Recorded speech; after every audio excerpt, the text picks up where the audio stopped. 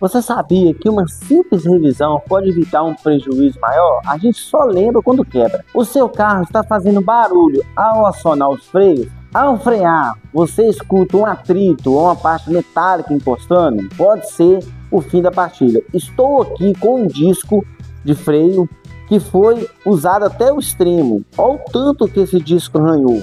Olha a finura que o disco ficou, de tanto da atrito da pastilha desgastada com o disco. A simples troca de pastilha fica a média de R$200. Porém, a troca dos discos fica a média de R$500. A troca dos discos fica bem mais cara. Faça sua revisão e troca a pastilha antes que ela acabe.